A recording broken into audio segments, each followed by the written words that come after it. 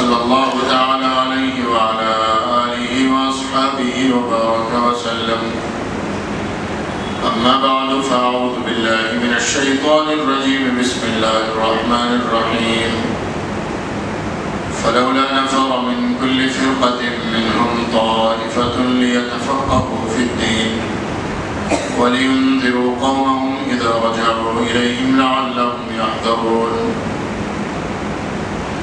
وقال النبي صلى الله تعالى عليه وسلم لو كان الدين عند الثريا لناله رجال وفي رواية رجل من أبناء فارس وقال النبي صلى الله تعالى عليه وسلم الناس معادن خيارهم في الجاهلية خيارهم في الإسلام إذا فقهوا أو كما قال النبي صلى الله تعالى عليه وسلم مکرم و محترم حضرات علماء کرام اور معزز سامعین کرام،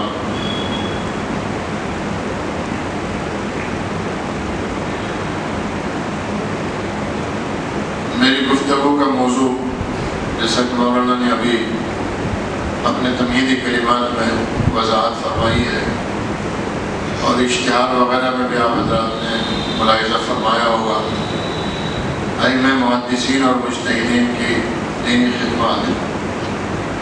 اور پھر چونکہ یہ موضوع بھی بہت وسیع ہے، اس کے بھی کئی پہلو ہیں، تو اس موضوع کے اندر بطور خاص جو ایک پہلو اور ایک نقطہ جس کی طرف مجھے آج کی اس مجلس میں متوجہ کیا گیا ہے، وہ ہے تقلید کا عنوان، کہ ہم ائمہ مجتہدین کی تقلید کیوں کرتے ہیں اور تقلید کیوں کی جاتی ہے، کیا ضرورت ہے اس کی، اور تقلید ہوتی کیا ہے، اور قرآن و سنت میں تقلید کا حکم ہے یا نہیں۔ تو یہ چند باتیں مجھے آپ حضرات کی خدمت میں اختصار کے ساتھ عرض کرنی ہے۔ بہت سارے شبہے اور بہت سارے اشکالات اور اعتراضات اور وساوس لوگوں کے ذہن میں دو وجہوں سے پیدا ہوتے ہیں۔ ایک وجہ تو کم علمی ہوتی ہے، علم نہ ہونے کی وجہ سے غلط فہمی پیدا ہو گئی، اس کا علاج بہت آسان ہے، علم آ جائے گا تو غلط فہمی دور ہو جائے گی، سوال کا جواب مل جائے گا، اشکال ختم ہو جائے گا۔ اور دوسری وجہ ہوتی ہے محض انانیت کی وجہ سے، نفسانیت کی وجہ سے کوئی سوال، کوئی اشکال ذہن میں پیدا ہوتا ہے، سوال برائے سوال، مقصد اس کا جواب حاصل کرنا نہیں ہوتا، بلکہ اس کا مقصد اپنے آپ کو برتر دکھانا اور دوسرے کو نیچا اور کمتر دکھانا ہوتا ہے۔ ایسے سوال کا جواب کسی کے پاس نہیں ہوتا، اور نہ کوئی ایسے سوال کرنے والے کو تشفی بخش جواب دے سکتا ہے۔ تقلید کے تعلق سے بہت سارے حضرات کے اور ہمارے اپنے جو لوگ تقلید کرتے ہیں ان کے بھی ذہنوں میں بہت سارے اشکالات ہوتے ہیں، کیوں کرتے ہیں، کیا ضرورت ہے، کیوں کی جاتی ہے، کس کی کریں۔ تو ان سارے اشکالات کے میں اپنی اس گفتگو میں جواب دینے کی کوشش کروں گا۔ جو باتیں رہ جائیں وہ آپ حضرات بعد میں اپنے سوالوں کے ذریعے بھی پوچھ سکتے ہیں، انشاءاللہ کوشش کی جائے گی کہ نت بخش آپ حضرات کو جواب دیا جائے۔ اللہ رب العالمین جو بات کہی جائے اس میں اللہ تعالیٰ سلامتی کے ساتھ اور درستگی کے ساتھ اور اپنی خصوصی تائید اور عنایت کے ساتھ اللہ تعالیٰ اس بات کو پیش کرنے کی توفیق عطا فرمائے۔ ائمہ محدثین اور مجتہدین، یہ کیا چیز ہے، مجتہدین کسے کہتے ہیں، پہلے ہمیں اسے سمجھنا ہے۔ میں آج کی مجلس میں جو باتیں عرض کرنے جا رہا ہوں وہ کوئی خطاب اور بیان نہیں ہے، مجھے چند باتیں سمجھانی ہیں، اس لیے میرا انداز خطیبانہ نہیں بلکہ صرف سمجھانے بجھانے کا انداز ہوگا۔ جس طریقے سے ہم اپنی گفتگو کرتے ہیں اس گفتگو کے اندر جو انداز سمجھانے کا ہوتا ہے وہی میرا انداز آج کی اس گفتگو کے اندر ہوگا۔ نہ تو یہ موضوع خطیبانہ ہے اور نہ اس میں خطیبانہ انداز اختیار کرنے کی ضرورت ہے۔ مجتہدین کسے کہتے ہیں؟ پہلے نمبر پہ ہمیں اسے سمجھنا ہے۔ مجتہد اسے کہتے ہیں جو اجتہاد کر سکتا ہو۔ ہم آپ کہیں گے یہ تو وہ مسئلہ ہو گیا، کسی نے پوچھا تھا بھائی آپ کا گھر کہاں ہے؟ آپ نے بتایا اسٹیشن کے پاس۔ آپ نے پوچھا اسٹیشن کہاں ہے؟ آپ نے جواب دیا ہمارے گھر کے پاس، تو وہ تو واپس وہیں کا وہیں ہے۔ مجتہد کسے کہتے ہیں جو اجتہاد کر سکتا ہو؟ اب اجتہاد سمجھانا پڑے گا، اجتہاد کسے کہتے ہیں؟ دیکھیے حدیث مبارکہ ہے، بخاری شریف کی روایت ہے، سیدنا ابو ہریرہ رضی اللہ تعالیٰ عنہ حدیث کے راوی ہیں۔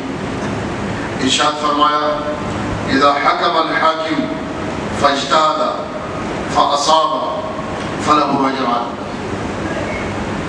جب کوئی حاکم کسی مسئلے کے اندر اجتہاد کرے اور وہ اپنے اجتہاد کے اندر درست فیصلہ کر لے تو اللہ رب العالمین کی طرف سے اسے 2 اجر ملتے ہیں، ڈبل ثواب ملتا ہے، 2 نیکیاں ملتی ہیں۔ اور ارشاد فرمایا وَإِنْ أَخْطَأَ، اگر اس سے اجتہاد کے اندر خطا ہو جائے، غلطی ہو جائے، چوک ہو جائے، فَلَهُ أَجْرٌ، تو اسے 1 نیکی ملتی ہے۔ یعنی اجتہاد یہ ایسی چیز ہے کہ جو اجتہاد کرے گا اس اجتہاد کرنے والے کو اگر صحیح کرے گا اجتہاد تو ڈبل ثواب ملے گا، ڈبل نیکیاں ملے گی، اور اگر اس سے غلطی ہو گئی، چوک ہو گئی تو 1 نیکی ملے گی۔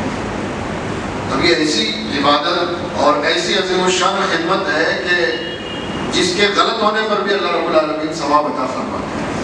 کس چیز کے؟ اجتہاد کے۔ اجتہاد غلط ہو گیا تو بھی اللہ رب العالمین اس پہ اجر اور ثواب عطا فرمائے۔ اجتہاد کرے گا کون اور اجتہاد ہوتا کیا ہے؟ عربی زبان کا لفظ ہے۔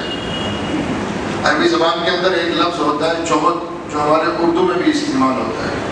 جہد کے معنی آتے ہیں محنت کرنا، تھکا دینا اپنے آپ کو۔ تو اجتہاد کا مطلب ہے قرآن و سنت کے اندر جو مسائل موجود ہیں لیکن وہ کھلے اور واضح نہیں ہیں، اشارتاً موجود ہیں، صراحتاً موجود نہیں ہے وہ قرآن کے اندر اور حدیث کے اندر۔ اللہ رب العالمین نے ان کے کلیات بیان فرما دیے، جزیات بیان نہیں فرما، اصول بیان فرما دیے، اشارتاً وہ مسائل بیان فرما دیے۔ ان مسائل کو قرآن و حدیث سے نکالنا، یعنی اللہ اور اس کے رسول کے اشاروں کو صحیح سمجھنا، اس کا نام اجتہاد ہوتا ہے۔ اللہ اور اس کے رسول کے اشاروں کو جو صحیح سمجھ لے اس کا نام مجتہد ہوتا ہے۔ اور جو آدمی اللہ اور اس کے رسول کے اشاروں کو صحیح سمجھ لے گا وہ صحیح مسئلے تک پہنچ جائے گا، اور جو اللہ اور اس کے رسول کے اشارات کو صحیح نہیں سمجھ پائے گا وہ اللہ اور اس کے رسول کے منشا تک نہیں پہنچ سکے گا۔ تو جو مجتہد ہوگا وہ ہوگا جو اللہ اور اس کے رسول کے اشارات کو سمجھنے کی صلاحیت رکھتا ہو، اور جو مجتہد ہوگا وہ صرف اپنے دعوے سے مجتہد نہیں ہوگا بلکہ اس کے مجتہد ہونے کے اوپر بھی کوئی دلیل ہونی ضروری ہے، دلیل سے ثابت ہونا ضروری ہے۔ آپ نے یہ بات تو بہت سنی ہوگی کہ بھائی دلیل سے بات کرو، دلیل سے جواب دو، ہمیں دلیل چاہیے، ہمیں دلیل دکھاؤ۔ جو مجتہد ہوگا اس کے مجتہد ہونے کے اوپر بھی دلیل شرط ہے، لازم ہے اور ضروری ہے، اور ہمارے یہاں دلائل شرعیہ 4 ہیں۔ دلائل شرعیہ جن دلائل کی روشنی میں کوئی بھی مسئلہ دین کا مسئلہ بن سکتا ہے وہ دلیلیں 4 ہیں۔ نمبر 1 کتاب اللہ، اللہ کی کتاب، سب سے پہلا نمبر۔ کوئی بھی بات اللہ کی کتاب سے ثابت ہوگی وہ دین ہے، وہ شریعت ہے۔ وہ اللہ کا حکم ہے. اگر کوئی بات کتاب اللہ سے ثابت نہیں ہے تو دوسرا نمبر سنت رسول اللہ، جناب نبی پاک صلی اللہ علیہ وسلم کی سنت سے جو بات ثابت ہوگی وہ بھی دین. اور تیسرا نمبر ہے اجماع امت، قرآن، سنت، اور تیسرا نمبر ہے اجماع امت. اجماع امت کا مطلب یہ ہے کہ امت کے فقہاء اور مجتہدین کسی مسئلے کے اوپر متفق ہو گئے، مجتمع ہو گئے کہ یہ حلال ہے یا یہ حرام ہے، یہ جائز ہے یا یہ ناجائز ہے. عوام کی میں بات نہیں کر رہا ہوں، امت کے فقہاء اور مجتہدین اور محققین علماء کسی مسئلے کے اوپر متفق ہو گئے تو یہ اجماع کہلاتا ہے. یہ اجماع کسی بھی زمانے میں ہو سکتا ہے. بعض مسائل ایسے تھے جو حضور کے زمانے میں پیش نہیں آئے، صحابہ کے زمانے میں پیش آئے. صحابہ نے فیصلہ کیا، مشورہ کیا، اور مشورے کے بعد ایک رائے کے اوپر سب متفق ہو گئے کہ یہ کام اب ایسے کیا جائے گا. تو صحابہ کا جس مسئلے کے اوپر اجماع ہو گیا یہ بھی اجماع ہے، اور یہ سب سے مضبوط اجماع ہے صحابہ کرام رضی اللہ عنہ اجمعین کا. پھر اس کے بعد بعض مسائل تابعین کے زمانے میں پیش آئے، تب تابعین کے ائمہ مجتہدین کے، اور آج تک بعض مسائل پہ اجماع ہو جاتا ہے. جب یہ مائک شروع ہوا تھا تو اس کے اندر مائک استعمال کر کے نماز پڑھائی جا سکتی ہے نہیں پڑھائی جا سکتی، اس میں بھی علماء کا اختلاف ہوا تھا. بعض حضرات نے کہا اس پر نماز نہیں ہوگی، بعض علماء نے کہا ہوگی. علماء کا اختلاف تھا. اس پہ دلائل دونوں طرف کے لوگ دیتے رہے، کتابیں بھی لکھی گئی، بیانات بھی ہوئے، اپنے اپنے دلائل پیش کیے.